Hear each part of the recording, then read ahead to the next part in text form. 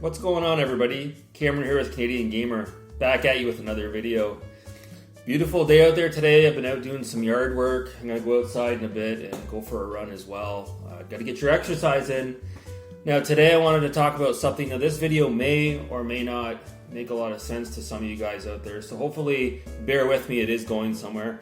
Now the first thing I wanted to talk about, let's get this out of the way. I forgot to mention in my last video, I actually own a copy of Far Cry Predator Instincts for the Xbox 360, which includes the original Far Cry that came out on the original Xbox. So it's a pretty cool, I guess, entry into the series. This is obviously before they really perfected it, so it's cool to play it and see where the Far Cry series started out before Ubisoft really took over and developed a lot of the other games in the series. So I wanted to just show you guys I do have that game as well. Now I have really been sinking my teeth into Far Cry 5. Again, I mentioned in my last video, I just recently picked this game up. Now, again, this video is going somewhere. I don't want to keep talking about Far Cry 5. That's not the point of this video. But I do want to point out this game, while it is amazing, I'm having a blast with it. I'm really far into it. It is kind of glitchy, almost in the same way that the Fallout games are, which is unfortunate. I wish Ubisoft would kind of take their time with these games. I had one part where I killed a bear with my truck, and I get out of my truck, and the bear and all the rocks on the cliff were kind of floating in midair. And there's also certain things that kind of piss me off about the game. Like, you literally have to be reloading your gun all the time, because if you don't, enemies will come at you. And then as soon as you go to shoot them, your character just loads up their gun. Meanwhile, you got people blasting you, and then boom, you're dead. And then, I played a mission today where you have to blow up a statue. And I find the AI is all over the map in this game. Like, I climb the statue, I get blown away, dead. Climb the statue again, blown away, dead. Climb the statue, get halfway up, dead. Climb the statue, all the enemies are dead, get all the way to the top, mission complete. So it's up and down. I don't know if Ubisoft has a system in place with this game where if they notice you've died enough times, they kill off all the NPCs and they allow you to just beat the mission. I don't know, but I do notice it is kind of like all over the map.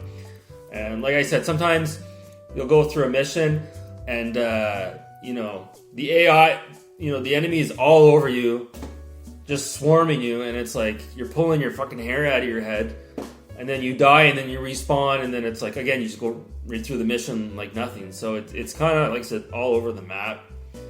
But it is what it is. The scenery in the game, Montana, it's absolutely fantastic. The story deals with organized religion as well. So again, lots of drug culture references in the game. Now, what I wanted to get at today was this. Grand Theft Auto 5. Why am I bringing this up? Because I recently tried to get back into this game. The last time I played and beat this game was when it came out 7 years ago in 2013, if I'm not mistaken. And I hadn't returned to it since. So can you imagine that? This game's been sitting on the shelf, coming up on a decade here, collecting dust. So I put it in, and right away, I couldn't get into it. I was completely turned off, and I walked away from it.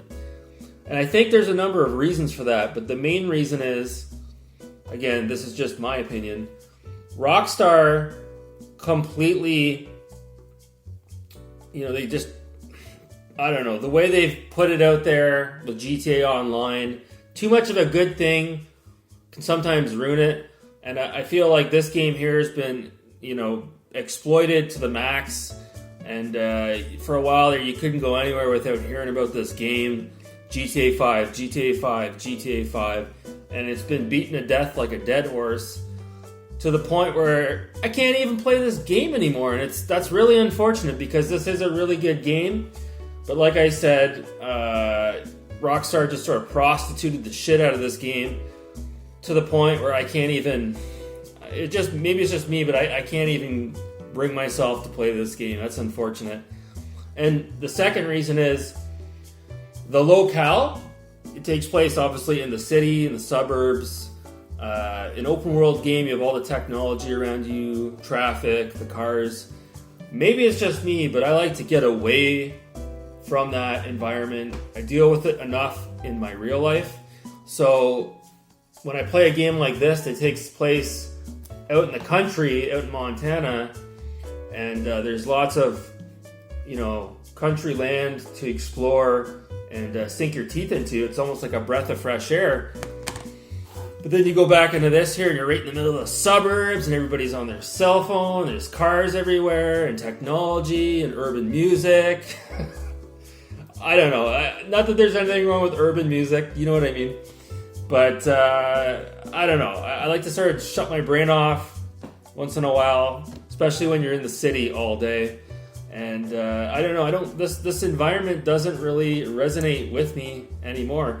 GTA 6, inevitably when it comes out, a part of me hopes that GTA 6 would take place in a fictional environment kind of like this, not like this.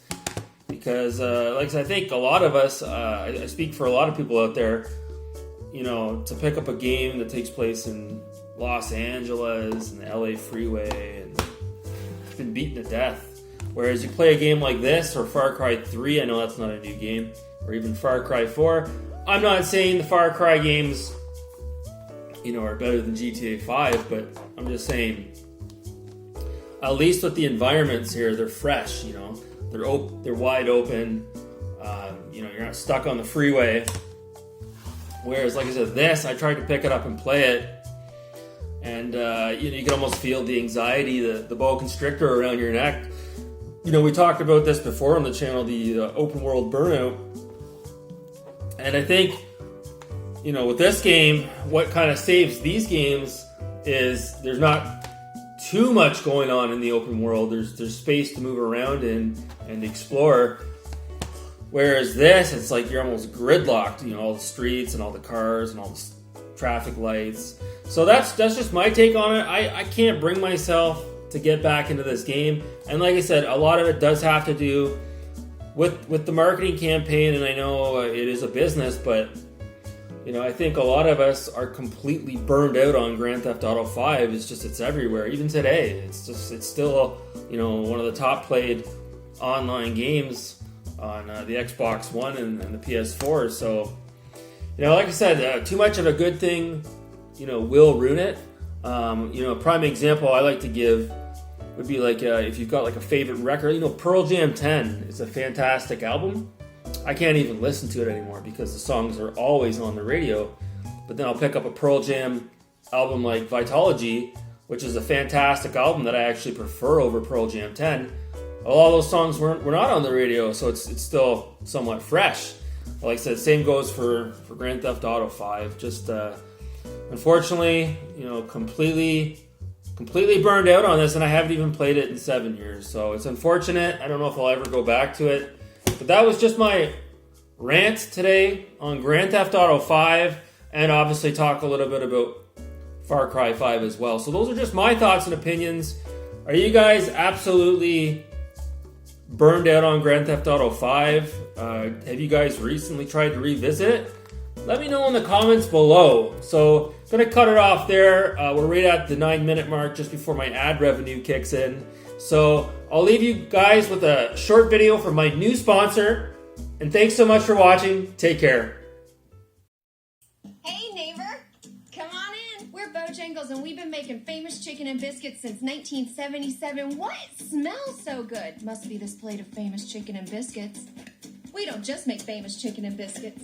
We make famous chicken and biscuits all day long. Chicken and biscuits. Swing by and taste what made us famous. We're Bojangles. It's nice to meet you. Head to Bojangles to get our world-famous chicken, made from scratch biscuits, fixins, and tea. Bojangles, it's Bo time.